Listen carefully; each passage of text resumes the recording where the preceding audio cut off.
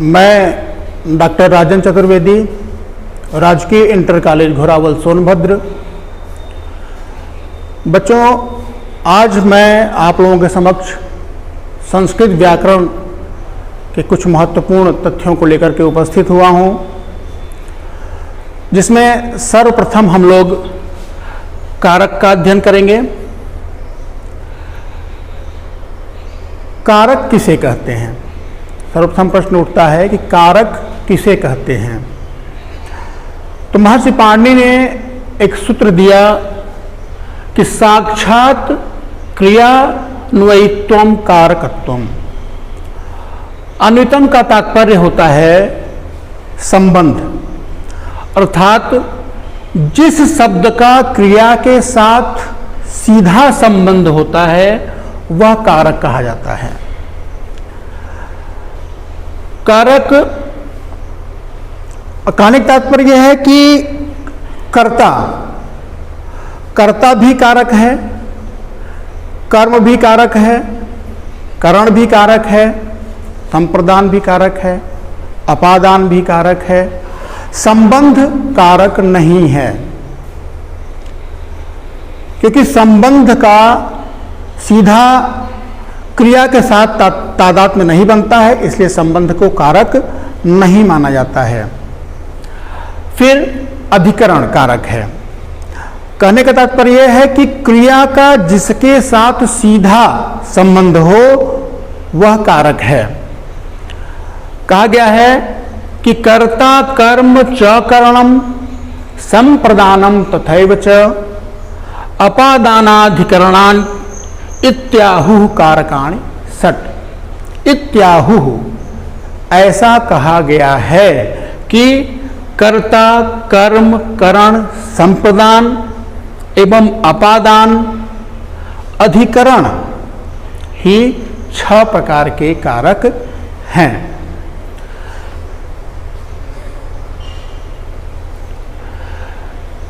हम कारकों को सरल रूप में चित्र के माध्यम से समझ सकते हैं।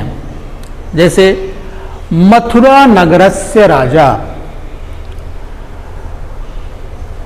हस्तेन भिक्षुकाय यमुना तटे कोशात धनम ददाति। कि इसमें कर्ता कौन है? कर्ता है राजा मथुरा नगर का। यहाँ यह षष्ठी विभक्ति में है। मथुरा नगरस्य यह संबंध है, इसलिए संबंध को षष्ठी को कारक नहीं माना गया है। तो कहा जा रहा है कि राजा जो कर्ता है, धनम धन कर्म है, और जिसकी सहायता से हस्तेन हाथ की सहायता से भिक्षुकाय भिक्षुक के लिए अपादान कोशात कोश से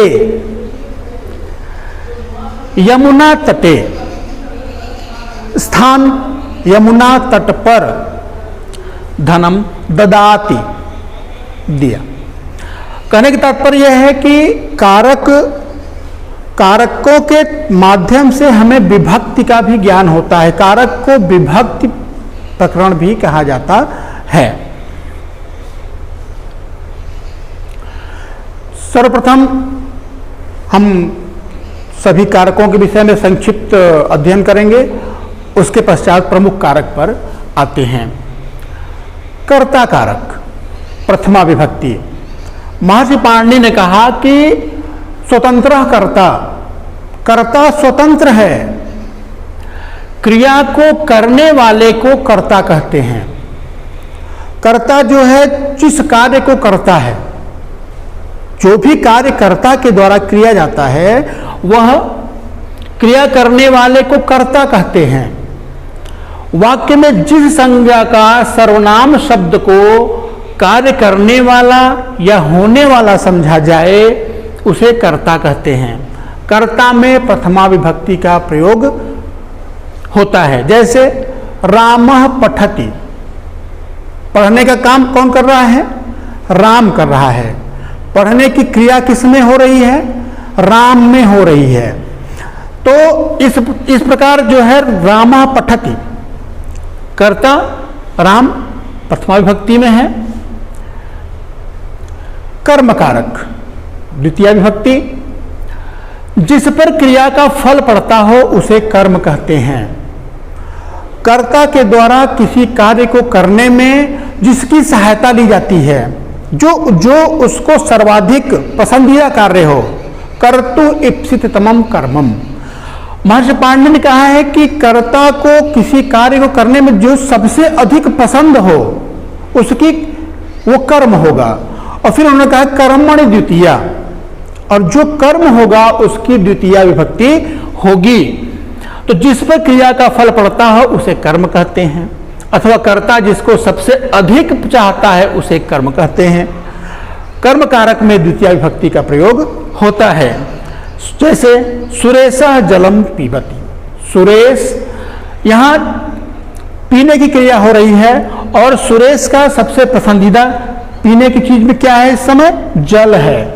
तो सुरेशः जलम पीबति, यहाँ पर जल द्वितीय विभक्ति होगी, कर्म कारक द्वितीय विभक्ति होगी। करण कारक तृतीय विभक्ति, कर्ता जिस वस्तु की सहायता से अपना कार्य पूर्ण करता है, जिस कार्य को पूर्ण करने में वह सबसे जिस चीज की सहायता लेता है, जो उसके लिए सहायक सबसे महत्वपूर्ण चीज होती है, उसको करण कारक कहते हैं। करण कारक में तृतीय विभक्ति का प्रयोग होता है। जैसे प्रधानमंत्री विमानेन गच्छति, प्रधानमंत्री विमान से जाते हैं, तो यहाँ पर प्रधानमंत्री का जो सहायक, जिसकी सहायता लिए, विमान की सहायता लिए, तो यहाँ पर विमान क्या होगा? करण कारक होगा। अध्यापक सुधा खंडेन लिखति, अध्यापक चाक से लिखते हैं, लिखने का कार्य सहायक क्या है? चौक है। वृद्धा दंडेन चलति, वृद्ध माने वृद्ध व्यक्ति चलने में सर्वाधिक सहायता किसकी लेता है? दंड की लेता है, इसलिए दंड की तृतीय विभक्ति हो जाएगी। संप्रदान कारक, जिसके लिए कोई वस्तु दी जाए या जिसके लिए कोई कार्य किया जाए वह संप्रदान कारक कहलाता है। संप्रदान कारक में चतुर्थी विभक्ति का प्रयोग होता है। जैसे शिक्षक छात्राय पुस्तकम ददाति, शिक्षक छात्र के लिए पुस्तक देता है, तो के लिए के चतुर्थी विभक्ति का प्रयोग हुआ है। नृपः निर्धनाय धनम यच्छति, राजा निर्धन के लिए धन देता है। जिसके लिए कोई कार्य किया जाता है, तो जिसके लिए किया जाता है वह उसका संप्रदान कारक अर्थात चतुर्थी विभक्ति होती है। अपादान कारक पंचमी विभक्ति, महर्षि पाणिनि ने कहा कि ध्रुवम अपाये अपादानम। अपाय मतलब होता है विश्लेषित होना, अलग होना, अर्थात जिस वस्तु से किसी का अलग होना पाया जाता है उस वस्तु को अपादान संज्ञा होती है। और अपादान कारक में पंचमी विभक्ति होती है। ध्रुवम, ध्रुव का तात्पर्य है कि जिस वस्तु से अलगाव होता है उसको ध्रुव कहते हैं। जैसे वृक्षात पत्रम पतति, वृक्ष से पत्ता गिरता है, तो यहां पत्ते का अलगाव किससे हो रहा है? वृक्ष से हो रहा है। और हमारा सूत्र कह रहा है कि ध्रुवम अपाये अपादानम, जिससे अपाय होगा, जिससे अलगाव होगा, अर्थात यहां अलगाव वृक्ष से हो रहा है, इसलिए वृक्ष में अपादान कारक होगा। गंगा हिमालयात प्रवहति, गंगा हिमालय से निकलती हैं, तो यहां ध्रुव कौन है? हिमालय, क्योंकि हिमालय से गंगा अलग हो रही हैं, इसलिए जिससे अलगाव होता है उसकी संप्रदान कारक उसका होता है।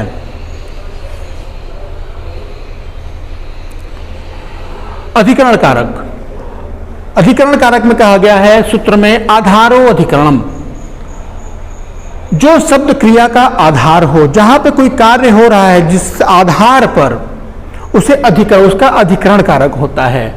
अधिकरण सप्तम में अधिकरणम च, सप्तमी विभक्ति में अधिकरण कारक का सप्तमी विभक्ति होता है। जैसे सिंह वने अस्ति, सिंह वन में रहता है। वन में, तो वन यहां पे आधार है, इसलिए वन का अधिकरण कारक हो जाएगा। पक्षी वृक्षे अस्ति, पक्षी वृक्ष पर है, तो अधिकरण कारक का जो चिन्ह है में पे पर, जहां पर में पे पर जिसका होता है उसका अधिकरण कारक होता है, और अधिकरण कारक जिसका होता है उसकी सप्तमी विभक्ति हो जाती है। इस प्रकार हमने कारक के बारे में जाना। अब हम संधि के विषय में जानते हैं कि संधि क्या है। संधि की परिभाषा क्या है कि संधि किसे कहते हैं, जहां पर दो वर्णों का मेल होता है उसे हम संधि कहते हैं। दो वर्णों स्वर या व्यंजन के मेल से होने वाले विकार को संधि कहते हैं। दूसरे अर्थ में संधि का सामान्य अर्थ है मेल। इसमें दो अक्षर मिलने से तीसरे शब्द की रचना होती है, इसी को संधि कहते हैं। संधि के भेद, वर्णों के आधार पर संधि के तीन भेद किए गए हैं: स्वर संधि, व्यंजन संधि एवं विसर्ग संधि।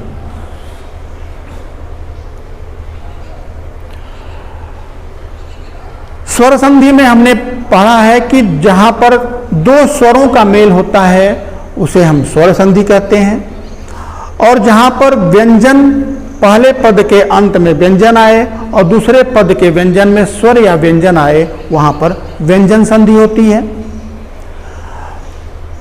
विसर्ग संधि, विसर्ग के साथ स्वर्ग या व्यंजन मेल से जो विकार होता है उसे हम विसर्ग संधि कहते हैं। विसर्ग के पश्चात अगर कोई स्वर या व्यंजन आता है तो विसर्ग में जो भी विकार उत्पन्न होता है, विसर्ग में जो भी परिवर्तन होता है उसे हम विसर्ग संधि कहते हैं। जैसे एक उदाहरण देखते हैं, हर्ष च,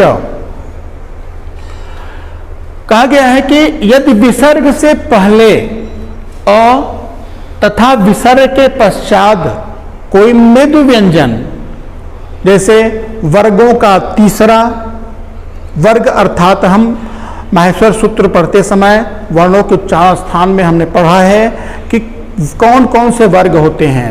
क वर्ग, च वर्ग, ट वर्ग, त वर्ग, प वर्ग के बारे में हम पूर्व में अध्ययन कर चुके हैं। तो कह रहे हैं, सूत्र में कहा जा रहा है कि यदि विसर्ग से पहले, विसर्ग के पूर्व में अ हो तथा विसर्ग के पश्चात कोई मृदु व्यंजन वर्गों के तीसरे, चौथे, पांचवें वर्ण, जैसे क वर्ग का तीसरा वर्ण ग, चौथा घ, पांचवा ङ, उसी प्रकार से किसी भी वर्ग का, चाहे वो क वर्ग का हो, चाहे वो च वर्ग का हो, चाहे वो ट वर्ग का हो, चाहे वो त वर्ग का हो, चाहे वो प वर्ग का हो, का तीसरा, चौथा, पांचवा वर्ण या य, र, ल, व, ह में से कोई भी वर्ण आता है तो विसर्ग के स्थान पर उ हो जाता है, और आद्गुणा सूत्र के द्वारा उ को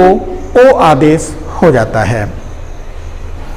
जैसे मेघो गरजति, तो उसका हम विखंडन करेंगे। मेघः, मेघस,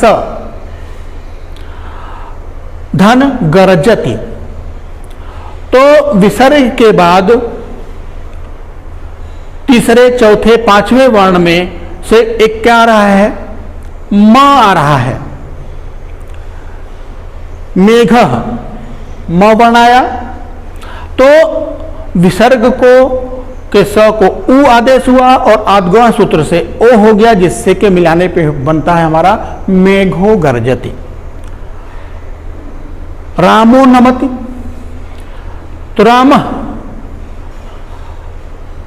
स, रामस, तो स को उ आदेश हो जाता है और उ को आद्गुण से उ को ओ आदेश। अधन उ, राम में अ है और अ धन उ बराबर ओ होता है, इसलिए यह रामो नमति हो जाएगा। मृगो धावति, तो मृग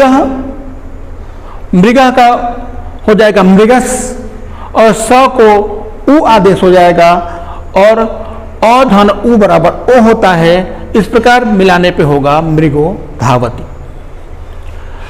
शिव वंद्य, शिवस धन वंद्य, शिव धन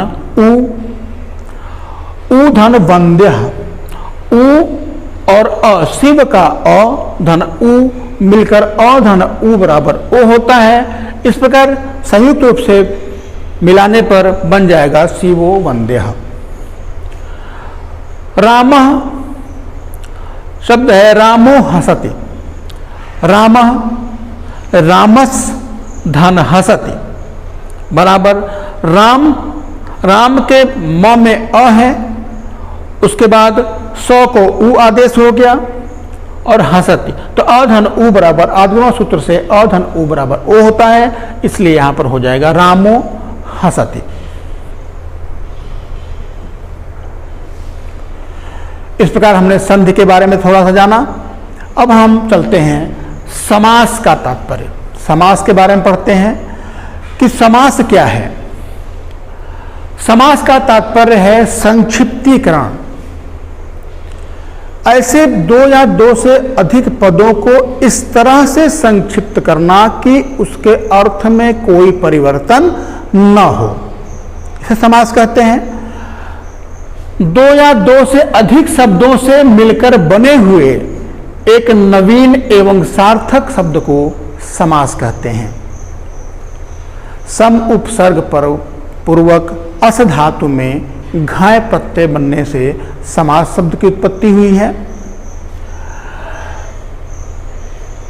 जैसे रसोई घर, रसोई के लिए घर। नील गाय, नीले रंग की गाय, तो नीले रंग की गाय, यहां दो शब्दों से मिलकर बने हुए एक नवीन सार्थक शब्द को समास कहते हैं। समास के मुख्यतः 6 भेद माने गए हैं।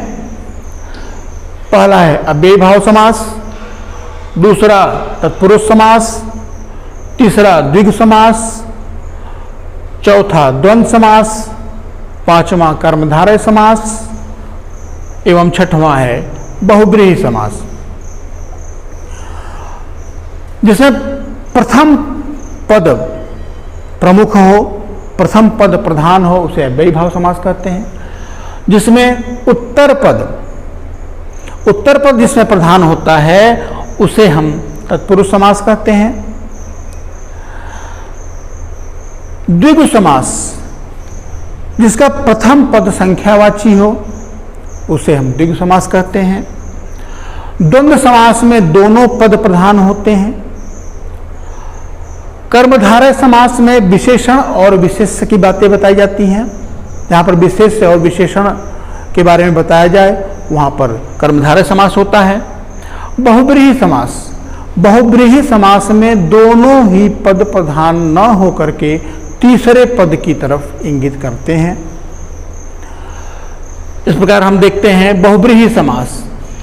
इस समास में कोई भी पद प्रधान न होकर अन्य पद प्रधान होता है।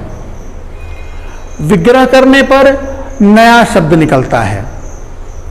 पहला पद विशेषण नहीं होता है। विग्रह करने पर समूह का भी बोध नहीं होता है। बहुब्रीहि समास के अंतर्गत शब्द का विग्रह करने पर नया शब्द बनता है या नया नाम सामने आता है। जैसे उदाहरण के लिए देख लेते हैं पीतांबरः। पीतांबरः, पीत मतलब होता है पीला, अंबर मतलब होता है वस्त्र, तो पीला वस्त्र। लेकिन यहां पर दोनों का तात्पर्य एक तीसरे की तरफ है, तो इसका खंडन हो जाएगा, खंड विग्रह होगा। पीतम अंबरम यस्य सह, पीला है वस्त्र जिसका। एक तीसरा व्यक्ति अर्थात श्री कृष्ण। वीणा पाणी, वीणा पाणौ यस्यासः, यहां पर वीणा पाणौ यस्यासः, वीणा है पाणी में जिसके, ऐसा अर्थात सरस्वती जी।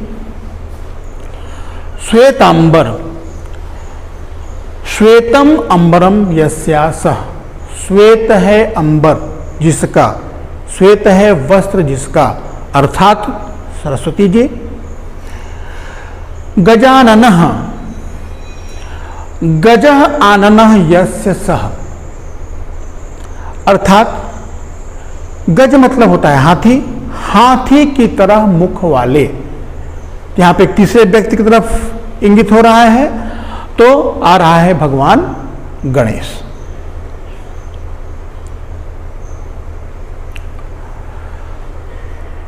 इस प्रकार से हमने समास के बारे में जाना। अब हम आते हैं शब्द रूप।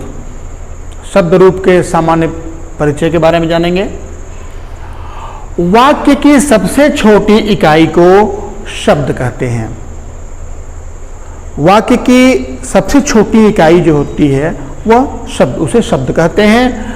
शब्दों के अनेक रूप जैसे संज्ञा, सर्वनाम, विशेषण आदि होते हैं। व्याकरण की भाषा में क्रियापदों को छोड़कर वाक्य के अन्य पदों को नाम कहा जाता है। क्रियापद को छोड़कर जितने भी अन्य नाम हैं, अन्य पद हैं, उन्हें नाम कहा जाता है। इस प्रकार किसी व्यक्ति, वस्तु, स्थान, भाव आदि का बोध कराने वाले शब्दों को संज्ञा कहते हैं। संस्कृत भाषा में प्रयोग करने के लिए इन शब्दों का पद बनाया जाता है।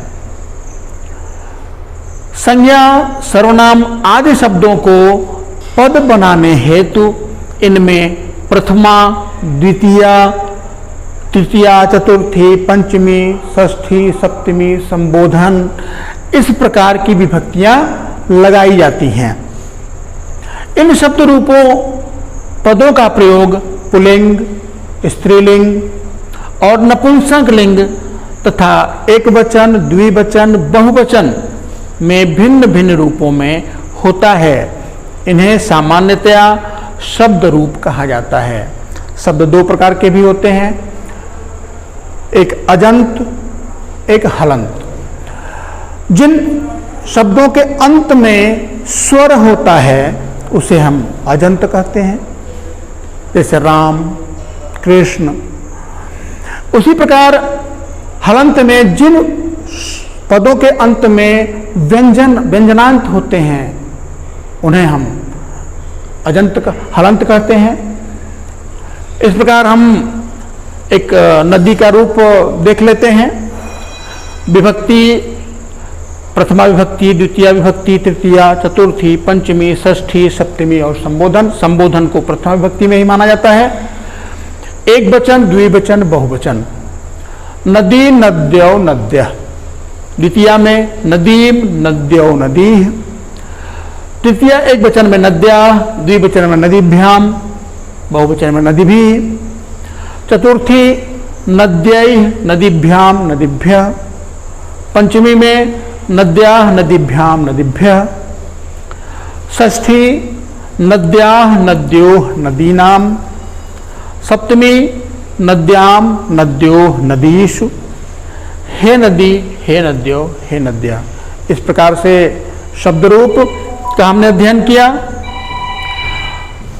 अब हम थोड़ा धातु रूप के बारे में भी जान लेते हैं। जिस शब्द के द्वारा किसी काम का करना या होना पाया जाता है उसे क्रिया कहते हैं।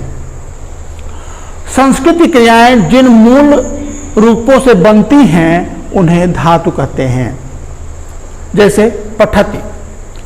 पठति का तात्पर्य होता है पढ़ना। पढ़ने में, पठति में पढ़ने का होना पाया जाता है, अतः पठत क्रिया है। वह पठ मूल से बनती है, अतः पठ धातु है। क्रिया के भेद, कर्म के आधार पर क्रिया को के दो भेद माना गया है, सकर्मक और अकर्मक। सकर्मक क्रिया, जिन क्रियाओं के व्यापार का फल कर्ता को छोड़कर किसी अन्य के ऊपर पड़ता है, उसे सकर्मक क्रिया कहते हैं। क्रिया के आगे क्या अथवा किसको लगाने पर उत्तर में आने वाला शब्द कर्म होता है। जैसे रामः पुस्तकम पठति, राम पुस्तक पढ़ता है, तो पठत क्रिया का फल पुस्तक पर पड़ रहा है, न कि राम पर, और पुस्तक कर्म है, इसलिए यहां पर सकर्मक क्रिया होगी।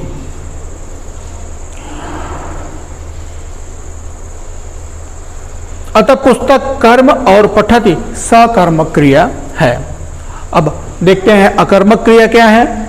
जिन क्रियाओं का फल कर्ता के ऊपर पड़ता है वे अकर्मक क्रियाएं कही जाती हैं। जैसे रामः शेते, राम सोता है, तो यहां सोने की क्रिया का फल राम को प्राप्त हो रहा है, इसलिए यहां पर अकर्मक क्रिया होगी। शेते क्रिया अकर्मक है। उसी प्रकार लज्जा, सत्ता, स्थिति, जागरण, वृद्धि, क्षय, भय, जीवित, मरण, शयन, क्रीड़ा, रुचि, दीप्ति, अर्थ रखने वाली धातुएं प्रायः अकर्मक होती हैं। धातु में जो लकार होते हैं वो 10 प्रकार के होते हैं, लेकिन हमारे पाठ्यक्रम में सिर्फ 5 प्रकार के लकारों को पढ़ना है।